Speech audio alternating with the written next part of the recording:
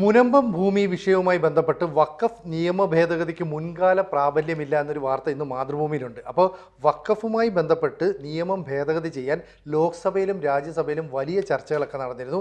ഈ ചർച്ചകളുടെ അടിസ്ഥാനത്തിൽ രാഷ്ട്രപതിക്ക് മുമ്പിലേക്ക് ബില്ലെത്തി. കാരണം രണ്ടിടത്തും ബില്ല് പാസ്സാകുന്ന രീതിയിലേക്ക് വന്നു. ഇനി രാഷ്ട്രപതി ഒപ്പിട്ടാൽ മതിയായിരുന്നു.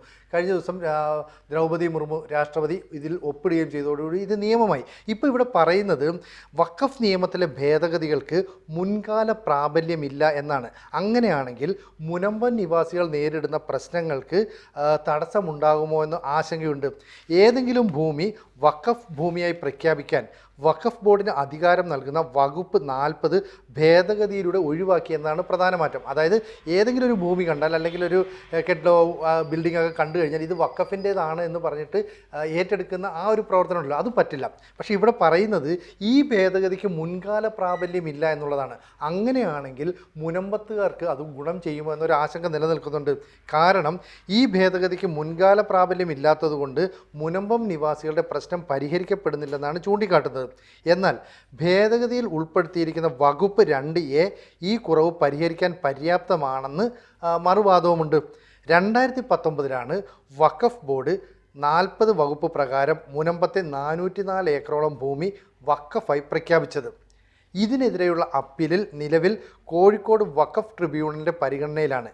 ഭൂമി വഖഫായി പ്രഖ്യാപിച്ചത് ട്രിബ്യൂണൽ റദ്ദാക്കിയാൽ പ്രശ്നത്തിന് പരിഹാരമാകും. അതല്ലെങ്കിൽ വീണ്ടും കോടതി കയറി ഇറങ്ങേണ്ടി വരുന്ന സാഹചര്യമാണ്. അപ്പോൾ മുൻകാല പ്രാബല്യം ഇല്ല എന്ന് പറഞ്ഞ് വീണ്ടും മുനമ്പത്തുകാരെ ഒരു ആശങ്കയിലേക്ക് കൊണ്ടുവരാൻ ശ്രമിക്കുന്നതായിട്ടാണ് നമുക്ക് മനസ്സിലാക്കുന്നത്. പക്ഷേ ഇതിൽ ഈ ഭൂമി വഖഫാണ് എന്ന് പറഞ്ഞ് ഏറ്റെടുക്കാനുള്ള ആ ഒരു നിയമം അല്ലെങ്കിൽ അതിലാണ് ഇവിടെ ഭേദഗതി വരുത്തിയത്. അത് ക്രൈസ്തവ സമുദായത്തിലെ ഒരുപാട് ആളുകൾക്ക് ഗുണം ചെയ്യുന്നുണ്ട്. മാത്രമല്ല മുസ്ലിം സമുദായത്തിലെ ആളുകൾക്കും ഇതിൻ്റെ ഗുണമുണ്ടാകുമെന്ന് ഈ BJP സർക്കാർ അല്ലെ കേന്ദ്രമന്ത്രിമാരൊക്കെ പറയുന്നുണ്ട്. അപ്പം ഈ നിയമം പാസ്സാക്കിയപ്പോൾ നിലവിൽ വഖഫായ ഭൂമിയെക്കുറിച്ച് ചിന്തിച്ചില്ല. ഇതാണ് ഇപ്പോൾ ഉയർന്നു വന്നിരിക്കുന്ന ആരോപണം. അതായത് മുൻപ് ഈ ഭൂമി ഏറ്റെടുത്തപ്പോൾ അല്ലെ കൊടുത്തപ്പോൾ ഇത് വഖഫ് എന്ന നിലയിലാണ് കൊടുത്തതെങ്കിൽ എന്ത് നിലപാട് സ്വീകരിക്കുമെന്നാണ്. അപ്പോൾ മാതൃഭൂമി പത്രം തന്നെ അത് വ്യക്തമാക്കുന്നുണ്ട്. വഖഫ് ഭൂമിയായി രജിസ്റ്റർ ചെയ്ത സ്ഥലത്തെ എങ്ങനെ ഒഴിവാക്കണമെന്നതിൽ ഭേദഗതി കൊണ്ടുവന്നപ്പോൾ ആലോചന നടന്നിട്ടില്ല എന്നതാണ് ചൂണ്ടിക്കാട്ടുന്നത്. അതിനാൽ വകുപ്പ് 2A സഹായമായി മാറും എന്ന് ഉറപ്പുമില്ല. ട്രസ്റ്റിൻ്റെ ഉടമസ്ഥയിലുള്ള സ്ഥലം പുതിയ ഭേദഗതി നിലവിൽ വരുന്നതിന് മുമ്പോ ശേഷമോ വഖഫായി പ്രഖ്യാപിച്ചിട്ടുണ്ടെങ്കിൽ അത് വഖഫായി കണക്കാക്കാനാകില്ല എന്നാണ് വകുപ്പ് 2A പറയുന്നത്. ഇതാണ് ഏറ്റവും പ്രധാനം. അതായത് ട്രസ്റ്റിൻ്റെ ഉടമസ്ഥയിലുള്ള സ്ഥലം പുതിയ ഭേദഗതി നിലവിൽ വരുന്നതിന് മുമ്പോ അല്ലെങ്കിൽ ശേഷമോ വഖഫായി പ്രഖ്യാപിച്ചിട്ടുണ്ടെങ്കിൽ അത് വഖഫായി കണക്കാക്കാനാകില്ല. അപ്പം മുനമ്പൻ നിവാസികൾക്കും ഏതാണ്ട് ഇത് ഗുണകരമായി മാറും എന്നതിൻ്റെ സൂചനയും പറയുന്നുണ്ട്. ഇപ്പം വകുപ്പ് 2A പറയുന്നത് പോലെ മുനമ്പത്തെ ഭൂമി ഫാറൂഖ് കോളേജ് മാനേജ്മെൻറ്റ് കമ്മിറ്റി കൈമാറുന്നത് തന്നെ വഖഫായിട്ടാണെന്നാണ് ബോർഡ് അവകാശപ്പെടുന്നത്. അപ്പോൾ വഖഫ് ബോർഡിൻ്റെ ഈ അവകാശത്തിന് എന്ത് നിയമസാധുതയുണ്ട് എന്നാണ് ഈ പരിശോധിക്കേണ്ടത്. അപ്പോൾ ഹൈക്കോടതിയിലെ സീനിയർ അഭിഭാഷകനായ ജോർജ് പൂന്തോട്ടം ചൂണ്ടിക്കാട്ടുന്നത് വഖഫായിട്ടാണെന്ന് ബോർഡ് അവകാശപ്പെടുന്നുണ്ടെങ്കിൽ അതിൽ കുറച്ച് നിയമപ്രശ്നങ്ങൾ ഉണ്ടാകാം. 1950 നവംബർ 1 സിദ്ദിഖ് സേട്ട് ഭൂമി കൈമാറിയത് തന്നെ വഖഫായിട്ടാണെന്ന് ബോർഡ് പറയുമ്പോൾ വകുപ്പ് 2A ഗുണം ലഭിക്കില്ലെന്നും അദ്ദേഹം ചൂണ്ടിക്കാട്ടുന്നു. അപ്പോൾ അങ്ങനെ വഖഫാണ് എന്ന രീതിയിലാണോ ഈ ഭൂമി കൈമാറിയെന്ന് നമുക്കറിയില്ല. മാത്രമല്ല മുനമ്പൻ നിവാസികൾ പണം കൊടുത്ത് വാങ്ങിയതാണ് ആ ഭൂമി. എന്നിട്ടാണ് പിന്നീട് ആ ഭൂമിയെല്ലാം ഏറ്റെടുക്കുന്നു. 404 ഏക്കറോളം വഖഫിൻ്റെ ആണെന്ന് പറയുന്നു. പിന്നീട് അത് തർക്കമുണ്ടാകുന്നു. ആ തർക്കമാണ് പിന്നീട് കോഴിക്കോട്ടെ ട്രിബ്യൂണലിലേക്ക് ചെല്ലുന്നത്. അപ്പോൾ കോഴിക്കോട് വഖഫ് ട്രിബ്യൂണൽ ഈ കേസ് പരിഗണിക്കുന്നുണ്ടായിരുന്നു.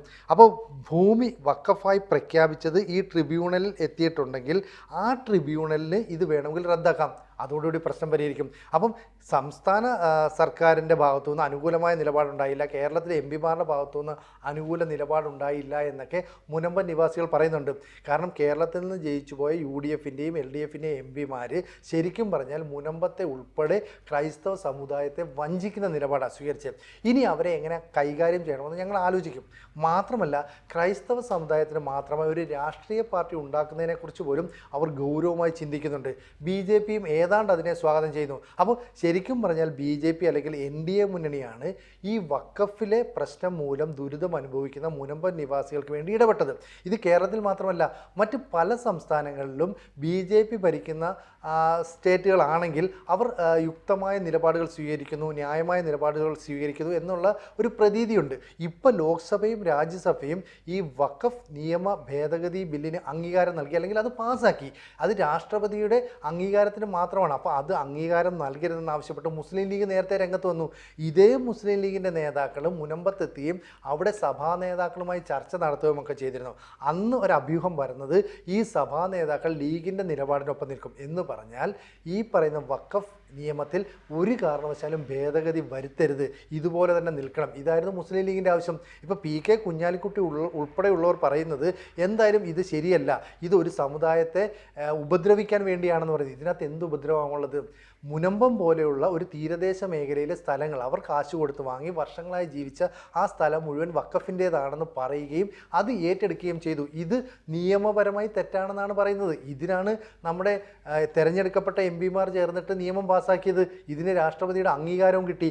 എന്നിട്ടും ലീഗ് പറയുന്നു ഞങ്ങളുടെ മതവിഭാഗത്തിലേക്ക് ഇവർ കടന്നുകയറ്റം നടത്തുകയാണെന്ന്. ഇപ്പോഴാണ് ക്രൈസ്തവ മേലധ്യക്ഷന്മാർക്ക് ഉൾപ്പെടെ കാര്യങ്ങൾ മനസ്സിലായത്. അതായത് BJP മാത്രമാണ് ഇവർക്ക് അനുകൂലമായ നിലപാട് സ്വീകരിച്ചത്. അപ്പോൾ ഇടതു മുന്നണിയും വലതു മുന്നണിയും ശരിക്കും ഒരു തട്ടിപ്പാണ് കാണിച്ചത്. എന്തിനാണ് ഈ തട്ടിപ്പ് നടത്തുന്നവർക്ക് ഇനി നമ്മൾ പിന്തുണ നൽകുന്നത്?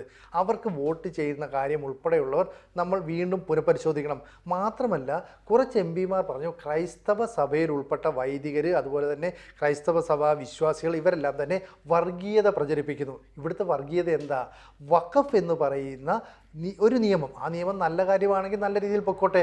പക്ഷേ അതിനകത്ത് ചില കിരാത വകുപ്പുകളുണ്ട്. ഈ വകുപ്പുകൾ ഉപയോഗിച്ച് ആരുടെ ഭൂമിയും ആരുടെ വസ്തുവകകളും എപ്പോൾ വേണമെങ്കിലും അവർക്ക് ഏറ്റെടുക്കാം. അത് ഒരിക്കലും വഖഫാണെന്ന് തോന്നിയാൽ മതി എന്ന് പറയാം. ഇറ്റ് സീംസ് എന്നാണ് പറയുന്നത്. അങ്ങനെയാണെങ്കിൽ ഈ വഖഫ് ഭൂമി ഇത് ഏറ്റെടുക്കുന്ന ഈ നിയമം അത് ശരിയല്ല എന്നാണ് ഇവർ വാദിച്ചത്.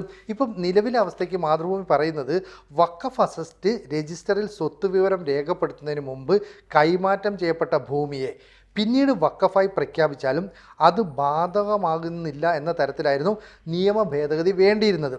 മുനമ്പത്തെ ഭൂമി വഖഫ് രജിസ്റ്ററിൽ ഉൾപ്പെടുത്തുന്നത് 2019-ലാണ്. ഇവിടെ താമസിക്കുന്നവർ അതിനു മുൻപേ ഭൂമി വാങ്ങിയവരാണ്.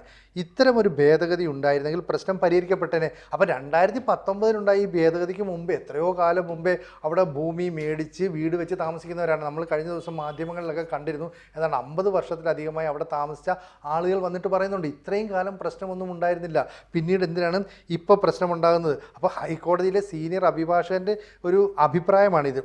എന്നാൽ മറ്റൊരു അഭിഭാഷകനായ അഡ്വക്കേറ്റ് കൃഷ്ണദാസ് പറയുന്നത് ഈ ആശങ്കയ്ക്കൊന്നും യാതൊരു അടിസ്ഥാനവുമില്ല. ഫറൂഖ് കോളേജിൻ്റെ മാനേജിംഗ് കമ്മിറ്റിയുടെ ഉടമസ്ഥതയിലുണ്ടായിരുന്ന മുനമ്പത്തെ സ്വത്തിൻ്റെ കാര്യത്തിൽ വകുപ്പ് 2A ബാധകമാകും. പുതിയ ഭേദഗതി പ്രകാരം ട്രിബ്യൂണൽ തീരുമാനം അന്തിമമല്ല എന്നതും സഹായകമാണ്. അപ്പോൾ ഈ മുൻകാല പ്രാബല്യം ഉണ്ടാകില്ല എന്ന തരത്തിലൊരു വ്യാഖ്യാനമുണ്ടെങ്കിൽ അതിൽ ഒരു വ്യക്തത വരുത്തേണ്ടത് ഒരുപക്ഷെ സർക്കാരായിരിക്കും. ലോക്സഭയിലും രാജ്യസഭയിലും പാസ്സാക്കിയ ബില്ലുമായി ബന്ധപ്പെട്ട് നിയമവിദഗ്ധർ ഉൾപ്പെടെ ഇക്കാര്യങ്ങൾ മുനമ്പത്തുള്ളവരുമായി ചർച്ച ചെയ്യും, അവരുടെ കാര്യങ്ങൾ ബോധ്യപ്പെടുത്തും. ഒപ്പം കോഴിക്കോട്ടെ ട്രിബ്യൂണലിൽ ഒരു കേസ് നിലനിൽക്കുന്നുണ്ട്. അത് ഇത് ഭൂമി വഖഫായി പ്രഖ്യാപിക്കുന്നതുമായി ബന്ധപ്പെട്ട ആ കേസ് ട്രിബ്യൂണൽ റദ്ദാക്കിയാൽ ഈ പ്രശ്നത്തിനും പരിഹാരമാകും. അതുകൊണ്ട് തന്നെ വഖഫ് നിയമ ഭേദഗതിക്ക് മുൻകാല പ്രാബല്യമില്ല എന്ന് പറയുന്ന ഈ വാർത്ത ഏറെ ഗൗരവമുള്ളതാണ്. മാതൃഭൂമി അതേ പ്രാധാന്യത്തോടെ അത് പ്രസിദ്ധീകരിച്ചിട്ടുണ്ട്. എന്തായാലും മുനമ്പം ഭൂമി വിഷയത്തിൽ BJPയുടെ പൂർണ്ണ പിന്തുണ മുനമ്പം നിവാസികൾക്ക് ഒപ്പം തന്നെ ഈ ക്രൈസ്തവ മേഖലയിലുള്ളവർക്കുണ്ട്. മുസ്ലിം സമുദായത്തിൽപ്പെട്ട ചില MP-മാർ നേരത്തെ നമുക്കറിയാം ഹാരിസ് ബീരാനെ പോലെയുള്ളവർ പറഞ്ഞിരുന്നു ഞങ്ങൾ കോടതിയെ സമീപിക്കും ബില്ലിനെതിരെ ഇത് പാസ്സായാൽ എന്നൊക്കെ പറഞ്ഞിരുന്നു. അപ്പോൾ ലീഗിൻ്റെ നിലപാട് എന്താണെന്ന് മനസ്സിലായിട്ടുണ്ട്.